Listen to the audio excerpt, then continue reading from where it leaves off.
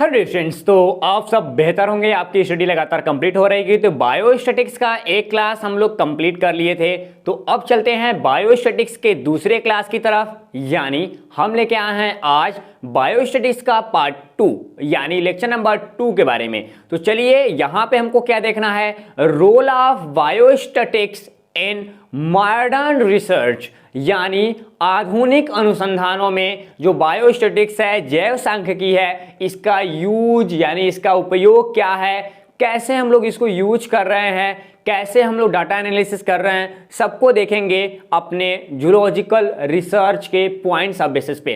तो चलिए चलते हैं आगे, डील करते हैं छोटे छोटे टॉपिक को अपने छोटे छोटे हाथों से। तो नोट्स बनाना ना भूलिएगा, सारा पॉइंट्स मैं करा दूंगा। ओके, तो आपको दो काम और बताने हैं। पहला काम आपको क्या करना होगा, यदि अभी तक आप मेरा एप्लीकेशन डाउनलोड नहीं किए हैं तो प्ले स्टोर पे जाके एप्लीकेशंस को डाउनलोड कर लो। ताकि, क्यों डाउनलोड करना बता रहा हूं, ताकि ये जो आपके 4 पैटर्न्स के हमारे कोर्सेज मिलते हैं, एनसीईआरटी मिलता है और एमएससी मिलता है, एंड हमारे पास यूपीएससी एंड हमारे पास हमारा बीएससी मिलता है। ये 4 कैटेगरी मिलते हैं और इन चारों कैटेगरी को किसी भी कैटेगरी में यदि आप आते हैं वो कोर्स लेना ना भूलिए। यदि आप पहले से ले रखे हैं तो आपके लिए बेस्ट ऑफ बेस्ट है। अपने ग्रुप में अपने स्टूडेंट को बताइए। हम ज़्यादा नहीं 365 रुपये से 400 रुपये चार्ज करते हैं, वो भी एनुअल, साल में एक बार देना है, कोई बड़ी चीज़ नहीं है। एक बार आप पढ़ के तो देखो, मज़ा आएगा हमारे नोट्स के साथ, हमारे पूरे लेक्चर के साथ, हमारे आपस में जितने भी क्वेश्चन आंसर प्रॉब्लम्स होते हैं उनको देखने में या उनको डील करने में आपको मज़ा आएगा। तो चलते हैं, मज़ा को इसी जगह छोड़ देते हैं, बाद में हम लोग लेंगे, लेकिन अभी हम लोग टॉपिक को कंप्लीट कर लेते हैं। ओके, तो यहाँ पे आपने देख लिया। अब चलते हैं हम लोग अपने टॉपिक पे। टॉपिक ये देखना है कि आज के क्लास में हम लोग स्पेशली 7 हेडिंग्स के बाद कंप्लीट करेंगे निष्कर्षण यानी कंक्लूजन को देखेंगे। ठीक, तो सबसे पहले हम लोग बात करते हैं इंट्रोडक्शन की। इंट्रोडक्शन को कंप्लीट करने के बाद हम लोग यहाँ क्या करेंगे, कैलकुलेटिंग ऑवरेज की बात करेंगे कि किसी भी डाटाबेस को ऑवरेज कैसे किया जाता है। कैलकुलेशन करने के बाद उनको हम लोग डील करेंगे। एंड उनके बाद हमारे पास क्या आएगा, वेरिएबिलिटी आ जाएगा। कहाँ पे मेजरमेंट्स के साथ क्या क्या वेरिएबिलिटी, क्या विभिन्नताएं आती हैं बायोलॉजी सेक्शंस में, हम लोग उसको डील करेंगे। उसके बाद हम लोग यहाँ पे बात करेंगे अगले पॉइंट्स की। तो यहाँ पे स्पेशल लेयरिंग की बात करता है या लाइन की बात करता है, प्रोटीलाइन और स्पेशल वेरिएबिलिटी की बात करें तो इसको भी हम लोग देखेंगे। ठीक, अब उसके बाद हमारे पास स्पेशली 5वें नंबर पे परसेंटाइल की बात करें। आपने देखा होगा कि उसका उतना परसेंटाइल है, इसका इतना परसेंटाइल है, तो परसेंटाइल में क्या अंतर होते हैं हम लोग उनको भी डील करेंगे आसानी से। ठीक, और उसके बाद हम लोग यहाँ पे स्टैंडर्ड स्कोर की बात करेंगे कि आखिरकार परसेंटाइल्स क्या होते हैं एंड स्टैंडर्ड हमारा स्कोर क्या होता है। अपने जूलॉजी सेक्शंस में हम लोग उसको डील करेंगे। एंड 6ठे नंबर पे हमारे पास आएगा रिलेशंस बिटवीन वेरिएबल्स जो होते हैं उनमें क्या क्या डिफरेंस आएगा। उसके बाद हम लोग ऐसे ही करके छोटे छोटे टॉपिक को डील करेंगे। ठीक, लास्ट में हमारे पास क्या आएगा, कॉम्बिनेशंस आ जाएंगे ऑफ किसमें वेरिएबल्स जो होते हैं उनमें कॉम्बिनेशंस क्या क्या होते हैं। और लास्ट में हम कंक्लूजन को देख लेंगे, यानी यहाँ पे इन्फ्रेंस की बात कर लेंगे कि इन्फ्रेंस में हमको क्या क्या देना है। ओके, इतना टॉपिक आपको आज के क्लास में कंप्लीट करने होंगे। तो चलते हैं टॉपिक फर्स्ट को पहले कंप्लीट करते हैं। पहले टॉपिक को आपको दिख रहा होगा इंट्रोडक्शन। इंट्रोडक्शन में हमको क्या देखना है, परिचय। क्या हमको परिचय की बात करना है तो हम लोग परिचय में क्या देखेंगे कि आखिरकार क्या होते हैं परिचय। ठीक, ये बेसिस पे परिचय में देखें तो हमारे पास अलग अलग साइंटिस्ट, दुनिया भर के ढेर सारे साइंटिस्ट कहीं ना कहीं बायोस्टैटिक्स को अपने पूरे रिसर्च में यूज कर रहे हैं। दिन पे दिन बायोस्टैटिक्स का यूज होता जा रहा है। पहले हमारे पूरे बायोलॉजी में बायोस्टैटिक्स का कोई भी रोल नहीं था, लेकिन टाइम टू टाइम हमारे जो बायोलॉजिस्ट थे उन्होंने अपने रिसर्च कार्यों में, ठीक, ढेर सारे प्रोसेस में हमारे पास बायोस्टैटिक्स का सहारा लेने लगे। तो यहाँ पे ध्यान देना, जो साइंटिस्ट यहाँ पे क्या बोल रहा है, scientist doing research work in biology also have to research, यहाँ पे रिसोर्ट, ठीक, क्या रिसोर्ट टू बायोस्टैटिक्स। मतलब धीरे धीरे करके जब लोगों को लगा कि डाटाबेस कलेक्शन क्या लगा, लोगों को लगा कि डाटा बेस कलेक्शन जो हैं उनको सही तरीके से कंप्लीट करने के लिए हमको कहीं ना कहीं क्या लगाना पड़ेगा, एक सिद्धांत, एक थ्योरी लगानी पड़ेगी। तो वहाँ पे बायोस्टैटिक्स धीरे धीरे उभर के सामने आने लगा। ठीक, और यहाँ पे देखिए करेंटली की बात करें, जो करेंटली आज के समय में सारे के सारे जो रिसर्च हैं वो बेस हैं किस पे बेस हैं स्टूडेंट, वो डाटा पे बेस हैं। बिना डाटा के कोई भी आज रिसर्च होने वाला नहीं है। जैसे आपने देखा है कि कोविड के समय, कोविड जब चल रहा था तो यहाँ पे इसके वैक्सीन फॉर्मेशन, इस पे रिसर्च करने के लिए हमारे पास पहले से कोई डाटा नहीं था। जब पहले से कोई डाटा नहीं था तो हम अचानक से कोई भी रिसर्च नहीं कर सकते। जैसे अभी देखो first wave and second wave जाने के बाद थर्ड वेव यदि आ रहा है या आएगा सही टाइम से या आ गया होगा, तो उसकी जो डाटा होगी वो कहीं ना कहीं रिसर्चर के सामने होगी। रिसर्चर ने अपने डाटा को रखा होगा। जब रिसर्चर अपने डाटा को रखा होगा तो सही तरीके से उनकी एनालिसिस करेंगे, ठीक, और उनकी क्लासिफिकेशन करने के बाद बता सकते हैं कि ये वायरस कब पीक पे जाएगा, कब इनका स्पेशल सिचुएशन कंडीशन जो वेरिएबल कंडीशंस हैं वो कब नजर आएंगे। तो सबको कब की बात कर रहा है, तो ध्यान देना करंट समय में हम लोग रिसर्च में स्पेशली डाटा को यूज कर रहे हैं। और जो बायोस्टैटिक्स है वो स्पेशली जो होता है वहां पे जो स्टेटस होता है, क्या होता है, बायोस्टैटस यानी जैव एक आधार होता है, वहां के बेसिस पे साइंटिस्ट उसको यूज कर रहे हैं। यहाँ पे कैलकुलेशंस के बेसिस पे देखे कैलकुलेट करते हैं, स्पेशल मीन्स की बात करते हैं, क्या मीन्स एंड जो हमारा मीड होता है उनकी वेरिएबिलिटी की बात करेंगे। ठीक, तो सबको मेजरमेंट हम लोग करते हैं सारे पॉइंट्स को। यानी हमने अभी देखा तो यहाँ पे क्या मिल जाएगा, हमको मिल जाएगा क्या कि औसत हम कैसे निकालेंगे, औसत के बाद हम लोग मापन की परिवर्तिता जो होती है उसको कैसे निकालेंगे हम लोग यहाँ पे, उसके बाद हम लोग मानक सम्यक जो होता है उसको हम लोग कैसे यूज करेंगे, मानक सम्यन के बाद हम लोग स्पेशल रिलेशनशिप संबंध कैसे निकालेंगे, हम लोग प्रतिशतता कैसे निकालेंगे, यानी यहाँ पे परसेंटाइल की बात कर रहा है, हम लोग परसेंटाइल, उसके बाद हम लोग स्टैंडर्ड स्कोर कैसे निकालेंगे, क्या स्टैंडर्ड स्कोर कैसे निकालेंगे, और इनके बाद हम लोग स्पेशली रिलेशनशिप को देखते हुए लास्ट में कॉम्बिनेशंस को देखेंगे कि वेरिएबिलिटी के साथ कॉम्बिनेशंस क्या रिप्रेजेंट करता है अपने इस पूरे पॉइंट्स में। और लास्ट टाइमिंग में पूरे परफॉर्मेंस को डील करते हुए, क्या पूरे परफॉर्मेंस को डील करते हुए हम स्पेशली एक निष्कर्ष पे पहुंचेंगे और उस निष्कर्ष के साथ हम किसी भी एक पूरे के पूरे प्रोसेस को द एंड कर देंगे। यानी कह सकते हैं कि मॉडर्न रिसर्च के बेसिस पे देखा जाए तो आज ऐसा कोई भी रिसर्च नहीं है जो डाटाबेस ना हो। सारे के सारे जो रिसर्च हैं वो डाटाबेस हो गए हैं। सारे रिसर्च के टाइमिंग, शेड्यूलिंग एंड उनके प्रोसेस एंड उनमें यूज होने वाले मटेरियल्स सारे डाटाबेस हैं। तो यहाँ पे कहीं ना कहीं हमें डिफरेंट टाइप्स के उनका चित्रण करना है, उनका मेजरमेंट करना है, उनका परसेंटाइल निकालना है, उनका रिलेशनशिप देखना है, स्टैंडर्ड स्कोर निकालने हैं, ठीक, और फ्यूचर टाइमिंग में हमको उसकी प्रोबेबिलिटी बतानी है। तो सबको कहीं ना कहीं यूज करने के बाद हम लोग जो निष्कर्ष पे पहुंचते हैं उस निष्कर्ष को कंप्लीट करते हैं और कंक्लूजन के साथ साथ हम उस टॉपिक को द एंड कर देते हैं। ठीक, अब बात होती है यहाँ पे कुछ टॉपिक की, तो हमारे पास टॉपिक नंबर 2 आता है, यानी कैलकुलेशन एवरेज। आखिरकार हम कैसे कैलकुलेशन एवरेज निकालेंगे, आपको पता है, आपने पिछले कक्षाओं में, ठीक, जब छोटे हम लोग रहते थे तो वहाँ पे कैलकुलेशन एवरेज की बात करते थे, वहाँ पे कैलकुलेशन एवरेज हमको पढ़ाया भी जाता था। तो यहाँ पे ध्यान देना, the average of a set of numbers as simply the sum. ठीक हो, इसको तो आप से टोटल नंबर ऑफ सम हम लोग करते हैं, इसको पता है। तो आप क्या लेके जाना, यहाँ पे ये आपको एक पॉइंट देखना है कि यहाँ पे द मेन्स वैल्यू, जो हमारा मेन वैल्यू है, mean value are mean given on true pictures of the performance and different classes.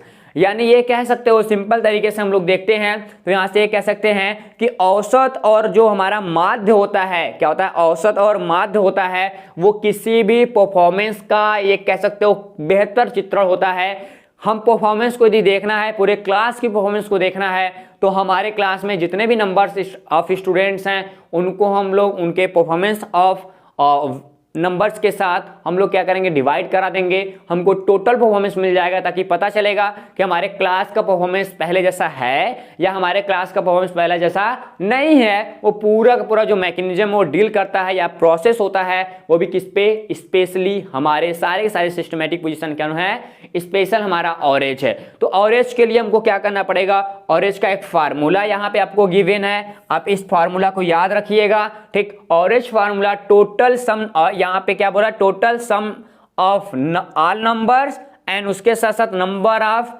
यहाँ पे जितने भी सेट पार्टिसिपेट कर रहे हैं उनकी बात कर रहा है। तो जितने पार्टिसिपेट लोग करेंगे उनको और टोटल नंबर के साथ हम लोग डिवाइड करा देंगे, हमारे पास ऑरेज निकल जाएगा। तो बायोलॉजी में भी ऐसे होता है कि 100 टाइम्स आपने केमिस्ट्री में पढ़ा होगा, टाइटेशन किया होगा, टाइटेशन में भी यही होता है कि एक किसी भी केमिकल का एसिड बेस का टाइटेशन हम लोग 3-4 बार करते हैं या पूरा क्लास करता है, सबका रीडिंग लेने के बाद हम लास्ट में एक ऑरेंज निकालते हैं। तो पता चलता है कि इतने ml एसिड को या इतने ml बेस को इतना ग्राम या इतने ml एसिड हमारा प्योरली तरीके से क्या कर रहा है, पूरी तरीके से वहां पे संतुष्ट कर रहा है या फिर वो न्यूट्रलाइजेशन रिएक्शन को कंप्लीट कर रहा है।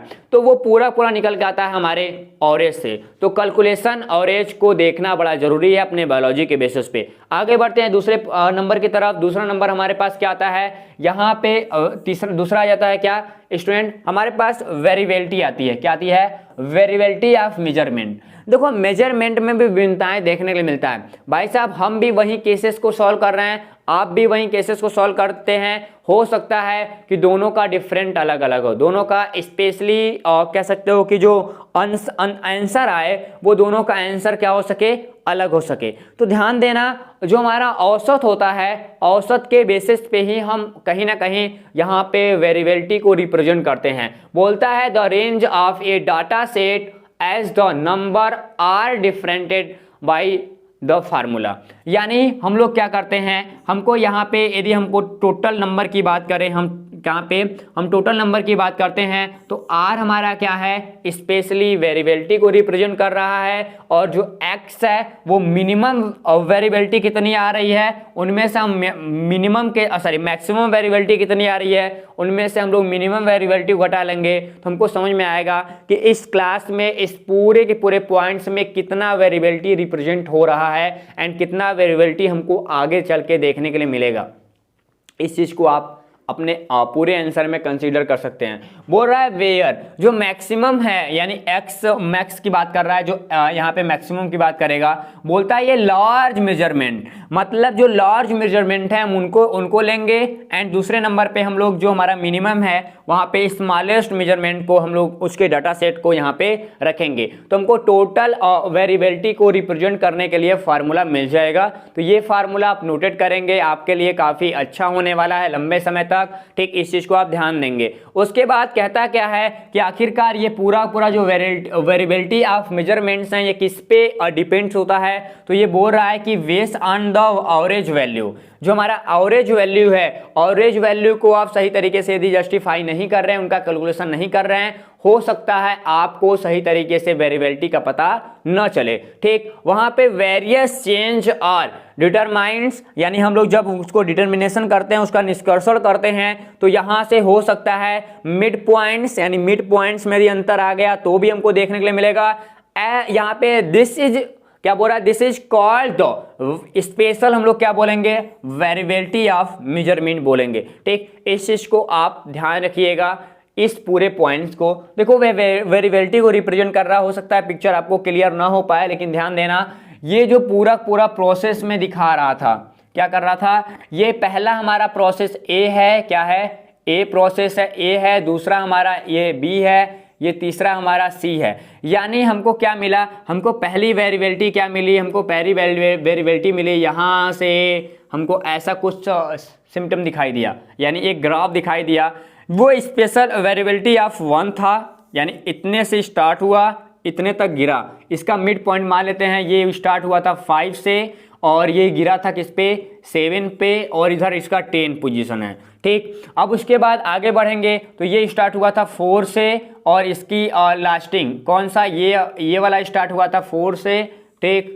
और इसका जो मिड पॉइंट्स है क्या है, इसका जो मिड पॉइंट्स है वो कितना स्पेशली मान लेते हैं यहाँ पे 11 रहा हो, कितना 11 रहा हो, इसकी वेरिएबिलिटी रिप्रेजेंट हो रहा हो कुछ समथिंग 8 रिप्रेजेंट हो रहा हो, ठीक, और ये लास्ट वाली एक वेरिएबिलिटी रिप्रेजेंट हो पा रही है ऐसे करके, ठीक, तो ऐसा करके तो अभी 7 है, सॉरी वो थोड़ा सा मिस्टेक हो गया, इसको ऐसे दिखाओ तो काफ़ी बेहतर रहेगा, ठीक, हाँ देखो यहाँ से क्या कह रहा है, ये हमारा 1 हो गया, और यहाँ ये वाली जो वेरिएबिलिटी इधर आप रिप्रेजेंट कर लेना इसको, ठीक, ये 1 हो गया, ये 2 हो गया, ये 3 हो गया, ठीक, ये तो यहाँ पे 3 दिखा रहा है, यहाँ पे ये 2 दिखा रहा है, यहाँ पे जो है हमारे पास मिलता है डाटा सेट वो 1 मिलता है इसका मीडियम पार्ट। तो हमको ये देखना है कि भाई साहब ये यदि यहाँ पे कितना है, ये यदि 3 दिखा रहे हैं, इधर 3 है इधर 12 है, ठीक, तो अब सारे के सारे जो वेरिएबिलिटी रिप्रेजेंट हो रहे हैं, ये पहला वेरिएबिलिटी रिप्रेजेंट हो रहा है, ये दूसरा हो रहा है, ये तीसरा हो रहा है, तो सबका जो मीडियम है, सबका जो माध्य आया है, इस माध्य को ध्यान देना बड़ा जरूरी हो जाता है। इस चीज को आप ध्यान देना कि माध्य का ध्यान देना उतना ही जरूरी है जितना हम लोग पूरा का पूरा यहाँ पे वेरिएबिलिटी को ध्यान देंगे, ठीक, इस चीज को आप ध्यान रखेंगे। ओके, अगले पॉइंट्स की तरफ बढ़े तो अगले पॉइंट्स में हमारे पास क्या मिलता है, यहाँ पे स्पेशली जो तीसरा पॉइंट्स है वो मिलता है परिवर्तिता चित्रण। क्या मिलता है, परिवर्तिता चित्रण, ठीक, तो परिवर्तिता चित्रण की पोर्टेबल की बात करें तो यहाँ पे हमको क्या मिल जाएगा, ठीक, बोलता है ऑल मैन्युफैक्चरिंग, ठीक, क्या all manufacturing and measurement process, ठीक, यहाँ पे स्पेशल प्रोसेस जितने भी मेजरमेंट होते हैं, कौन कहाँ पे, जब वो मैन्युफैक्चरिंग होते हैं, निर्माण हो रहा होता है, तो ऐसे प्रोसेस को देखना बड़ा जरूरी हो जाता है। यानी यहाँ पे हम चित्रण को ध्यान देते हैं, हमारे पास कुछ छोटे छोटे ग्राफ मिल जाते हैं, ये जो ग्राफ है ये ग्राफ पूरी तरीके से क्या बताता है, पूरा हमारा एक मैकेनिज्म शो करेगा, किस बेसिस पे, कि डेली बेसिस पे मैन्युफैक्चरिंग कितना हो रहा है, टोटल मटेरियल कितना आना चाहिए, और कितने मटेरियल या फिर नंबर ऑफ वर्कर कितने यूज कर रहे हैं, या फिर हमने रिसर्च कितने टाइम एक दिन किया और उसमें हमने टाइटेशन सपोज कुछ भी ले सकते हो, तो उतना टाइम कितने में जा रहा है, वो क्या क्या प्रोसेस पे है वो, ठीक, सबको डील करेंगे। जस्ट लाइक यहाँ पे देखो ये डेली डोज की बात कर रहा है, क्या डेली डोज इतना ग्राम की बात कर रहा है, मतलब हमको दवा ही देना है। यहाँ पे परसेंटेज ऑफ एब्जर्वेशंस की बात करें तो भैया साहब वो एब्जॉर्ब कितना कर रहा है, हम उसको डेली बेस पे कितना काम किए, तो पहले दिन हमने क्या दिया, 2 दिया, स्पेशल 5 एब्जॉर्ब किया, हमने 2.9 दिया, यहाँ पे ये स्पेशल 12 एब्जॉर्ब किया, उसके बाद फिर ये एब्जॉर्वेशंस रेट होते हैं। तो मेजरमेंट करते समय हम जब ग्राफ दिखाते हैं तो हमको क्या क्या यहाँ पे ग्राफ्स दिखा सकते हैं, टेबल्स दिखा सकते हैं, क्या ग्राफ्स दिखा सकते हैं, टेबल दिखा सकते हैं, लीनियर डिस्प्ले दिखा सकते हैं, एंड हम लोग क्या कर सकते हैं, यहाँ पे डायग्राम को भी रिप्रेजेंट कर सकते हैं, अलग अलग डायग्राम आ सकते हैं। जब कभी भी इसके नेचर्स को शो करेंगे, किसके नेचर्स को, जिस टाइप का मटेरियल होगा उस टाइप के नेचर्स को हम लोग शो करेंगे। तो ये पूरा हमारा एक ग्राफिक मूवमेंट्स होता है। हम लोग किसी भी प्रैक्टिकल को, किसी भी रिजल्ट्स को, किसी भी रिसर्च को, किसी भी टाइटेशंस को, ठीक, किसी भी मैन्युफैक्चरिंग को हम लोग क्या करेंगे, स्पेशल कैसे दिखाएंगे, यहाँ पे हम लोग ग्राफ्स के बेसिस पे दिखा देंगे, क्या दिखा देंगे, ग्राफ्स के बेसिस पे दिखा देंगे हम लोग, किसके बेसिस पे, हम लोग टेबल के बेसिस पे दिखा देंगे, एंड हम लोग क्या दिखाएंगे, लीनियर डिस्प्ले दिखा देंगे, और हम लोग क्या दिखा देंगे, डायग्राम दिखा देंगे। तो ये पूरे के पूरे पॉइंट्स हमको दिखाने होंगे कब, जब हम लोग चित्रण कराएंगे तब, ठीक। अगले बेसिस की बात करें, अगले बेसिस पे हमारे पास क्या आता है, यहाँ पे बात करें परसेंटाइल एंड स्टैंडर्ड स्कोर। क्या, परसेंटाइल एंड स्टैंडर्ड स्कोर बड़ा बेसिक क्राइटेरिया है, इस चीज को थोड़ा ध्यान देना, ठीक। सबसे पहले बात करते हैं आखिरकार परसेंटाइल होता क्या है। इसको हम लोग हिंदी में बोलते हैं क्या, मानक सम्यक, या फिर मानक सम्यक मतलब स्टैंडर्ड स्कोर की बात कर रहा है। परसेंटाइल का मतलब होता है यहाँ पे स्पेशल शतमक, यानी या प्रतिशतता की बात करते हैं। तो आखिरकार प्रतिशतता की बात करें तो देखो ये जब नंबर ऑफ स्कोरिंग ज़्यादा होते हैं वहाँ पे हम लोग क्या करते हैं, वहाँ पे हम लोग स्पेशल परसेंटाइल का यूज करते हैं। आपने देखा होगा, आपने नीट देखा होगा, आपने जेई देखा होगा, वहाँ पे जो स्कोर आते हैं वो स्टैंडर्ड स्कोर आते हैं जो परसेंटाइल में कहीं ना कहीं हमको बताए जाते हैं, और एक परसेंटाइल का कोई ना कोई वैल्यू होगा। ठीक, तो सबसे पहले बात करते हैं क्या ये different type of test score use होता है। बोलता है क्या है कि यहाँ पे there are many different type of test score use in educational testing. देखो ध्यान देना, पहले ही बोल दे रहा है कि भाई साहब ये एजुकेशनल टेस्टिंग के लिए यूज होता है। कब? जब कोई भी टेस्ट स्कोर को देखा जाता है तब। तो ये लाइन आपको याद होना चाहिए कि आखिरकार परसेंटाइल का यूज करेंगे कब? जब हम लोग स्पेशली एजुकेशनल टेस्टिंग करते हैं तब। ठीक, आगे की बात करते हैं टेस्ट डेवलपर्स। ठीक, जो हमारे टेस्ट डेवलपर होते हैं वो कैलकुलेट करते हैं स्टैटिकल बेसिस पे एवरेज निकालते हैं उनके परफॉर्मेंस का, यानी जो हमारा स्टूडेंट वहां पे परफॉर्मेंस दे रहा है उसका एवरेज निकाल कर कौन निकालेगा? स्पेशल यहाँ पे डेवलपर के निकालते हैं, जो टेस्ट डेवलपर होते हैं जिसने टेस्ट को डिजाइन किया है। वहां पे अपने एक बेसिस पे उनका जितना भी डेवलपिंग बेस होता है उसके बेसिस पे जो स्टूडेंट वहां पे काम कर रहा है उसके परफॉर्मेंस को वो क्या करते हैं, एनालिसिस करते हैं डाटा बेस पे, और वो परसेंटाइल को वहां पे उनको रिप्रेजेंट करने का काम देते हैं। इस चीज को आप ध्यान देना। ठीक, तो इस पूरे पॉइंट्स को आप ध्यान देना, ये केवल अलग अलग डिफरेंट परफॉर्मेंस लेवल होते हैं और ये कैलकुलेट करने का अलग अलग इनका स्कोरिंग टाइम्स होता है।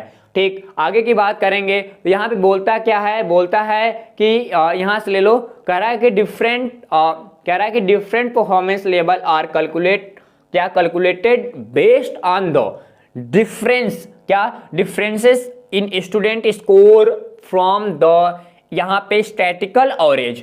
क्या स्टैटिकल एवरेज की बात करेंगे कि पूरा स्टैटिक्स का मतलब पूरा का सांख्यिकी जितना संख्या होता है उसका वो एवरेज रिजल्ट होता है। ठीक, एंड और एक्सपेंस की बात कर रहा है, एंड स्टैंडर्ड डेरिवेशंस। तो डेरिवेशंस को, स्टैंडर्ड डेरिवेशंस क्या है मैं आगे चल के बताऊंगा, पढ़ाया जाएगा नेक्स्ट क्लास में उसको। ठीक, तो ध्यान देना कि हमारा जो परसेंटाइल है वो एजुकेशनल सिस्टम में यूज होता है, एजुकेशनल टेस्टिंग के अनुसार यूज होता है। कब? जब हम लोग टेस्ट स्कोर देते हैं तब। इसको कैलकुलेट कौन करेगा? स्पेशल टेस्ट जो डेवलपर होते हैं वो पूरे संख्या के बेसिस पे जो स्टैटिकल कंडीशंस होता है उसके बेसिस पे वो एक क्या निकालेंगे, कह सकते हो मीडियम निकालेंगे, उसके बेसिस पे वो उस स्टूडेंट का परसेंटाइल वहां पे घोषित करेंगे। इस चीज को आप ध्यान देंगे। अब बात करें परसेंटाइल बेसिस की, तो परसेंटाइल बेसिस पे हमने अभी बताया कि ये स्कोर को, स्टूडेंट स्कोर को क्या करता है, स्टूडेंट स्कोर, रिसर्च स्कोर को, परफॉर्मेंस को दिखाने के लिए हम लोग कहीं ना कहीं परसेंटाइल का यूज करते हैं। ठीक, ये टोटल स्कोर की टोटल वैल्यू के हिसाब से ना, टोटल स्कोर आप कितना किए हो और टोटल वैल्यू कितनी थी नंबर ऑफ स्टूडेंट की, उसके बेसिस पे हम लोग क्या करेंगे, परसेंटाइल को निकालेंगे।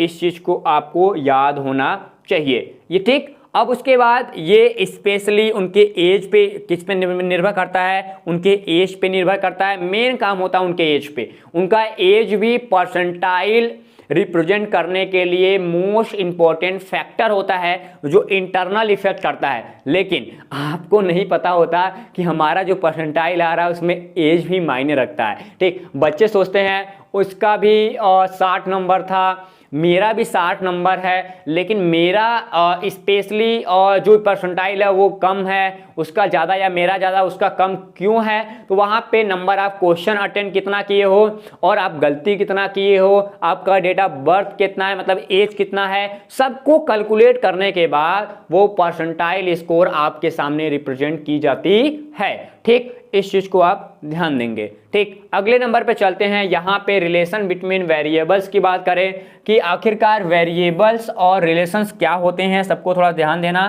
कि क्या वेरिएबल और रिलेशंस क्या होते हैं। बोलता है इन दिस लेसन विल, यहाँ पे एक्सपेरिमेंट की बात करें हम लोग क्या देखते हैं, यहाँ पे मेजरमेंट वेरिएबल। ठीक, रिलेशन यानी संबंध की बात करता है। क्या बात करता है? संबंध की बात करता है कि हमारे पास जो परिवर्तिता है, क्या है, परिवर्तिता है, स्पेशल परिवर्तिता, और जो हमारे जितने भी वेरिएबल्स होते हैं उनमें या जो नंबर्स होते हैं उनमें क्या रिलेशनशिप्स होते हैं उनके बीच की बात कर रहा है। बोल रहा है कलेक्टिंग की बात करता है। क्या बात करता है? कलेक्टिंग की बात करता है कि भाई साहब हमारे पास डिफरेंट नंबर के अनुसार, क्या डिफरेंट नंबर के अनुसार यहाँ पे स्पेशल हमारे जैव सांख्यिकी में, क्या जैव सांख्यिकी में यानी बायोस्टैटिक्स में सबसे ज्यादा वेरिएबिलिटी की यूज की जाती है। स्पेशल यहाँ पे कोफिशिएंट एक यूज होता है। क्या होता है?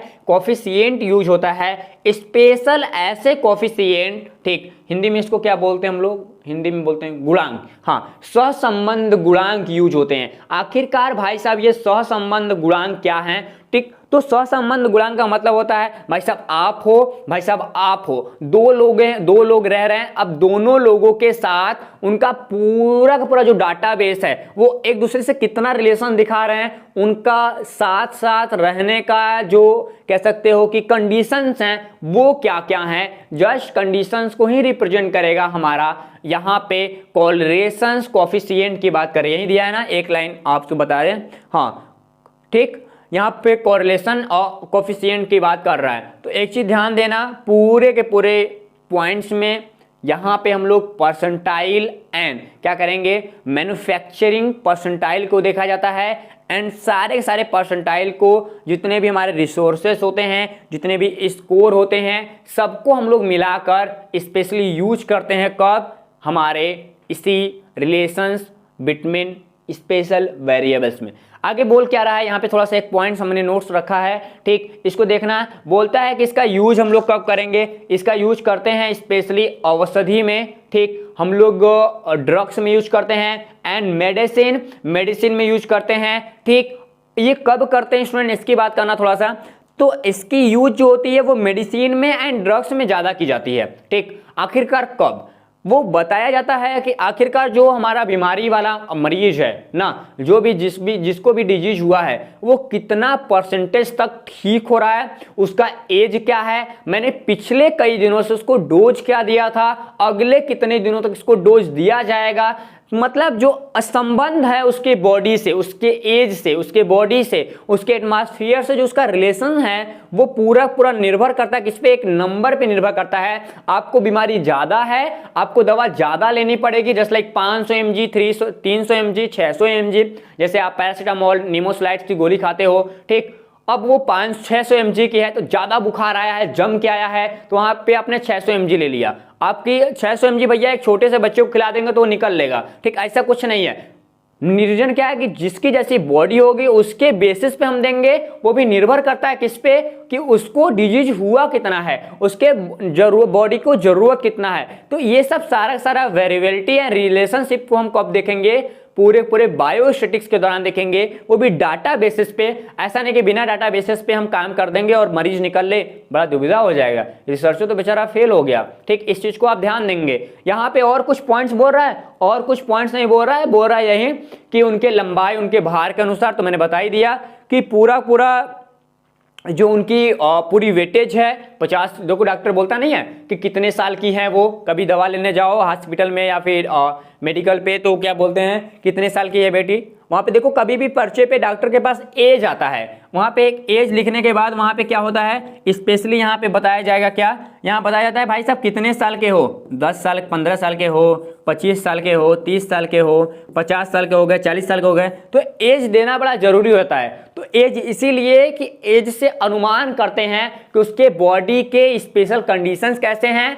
एंड कभी कभी लोग वेटेज भी पूछते हैं कि उनका वेट क्या है, तो वेट को भी ध्यान रखकर पूरा दवा दिया जाता है। इस चीज को आप ध्यान देंगे। ठीक, अगले पॉइंट्स की बात करें, अगला पॉइंट्स हमारे पास क्या आता है यहाँ पे कॉम्बिनेशंस ऑफ वेरिएबल्स।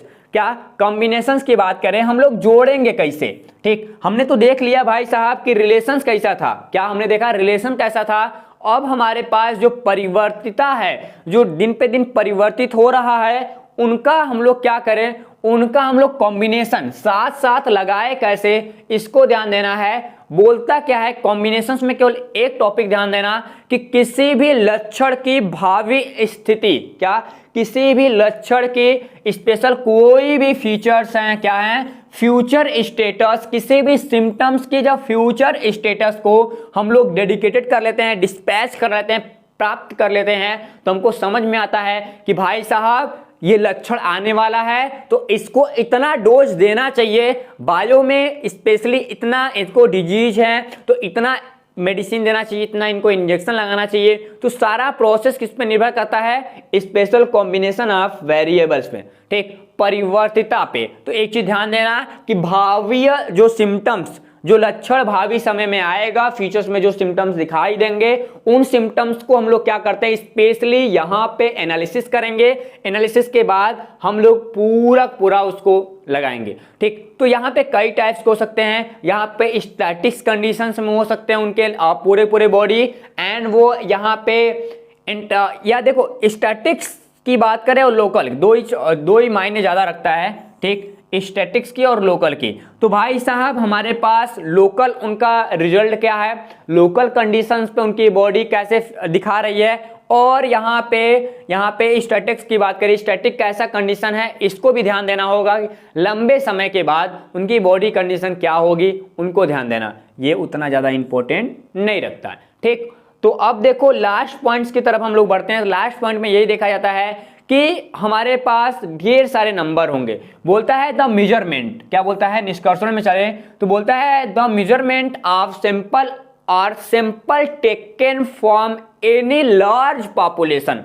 मतलब हम इसको मेजरमेंट पूरा रिसर्च कब लगाएंगे, जब हम लोग क्या करेंगे, लार्ज नंबर के साथ क्या करेंगे, एक सैंपल लेंगे। सैंपल कहां से लेंगे, लार्ज नंबर प्रोवाइडेड इंफॉर्मेशन, मतलब वहां पे होने वाली बीमारियां, वहां पे हमारा आर्थिक सुरक्षा कि आर्थिक व्यवस्था वहां कैसी है, ठीक, हमारे आर्थिक व्यवस्था के साथ वहां पे घनत्व कितना है, वहां पे कह सकते हो पॉपुलेशन डेंसिटी कितनी है, वहां पे कह सकते हो कि पढ़ाई वाला रेट, साक्षरता दर कितना है, ठीक, वहां पे औसत आयु कितनी है, सबको हम लोग क्या करते हैं, कैलकुलेट करेंगे। एक सैंपल के बेसिस पे एक एरिया को ले लेंगे, उसके बाद हम लोग क्या करते हैं, उसके बारे में, ठीक, उसके कैरेक्टर्स को वहां के पॉपुलेशंस के बेसिस पे उठाएंगे। लास्ट में हम लोग कंक्लूजन निकालेंगे कि वहां के पॉपुलेशन जो है वो स्पेशली किस टाइप की है, क्या किस पे डिपेंड करती है, सारे फीचर्स को हम लोग जोड़ जाड़ के रख देंगे, ठीक। तो एक लाइन आपको बताऊं कि बायोलॉजी के सेक्शंस में, मॉडर्न रिसर्च में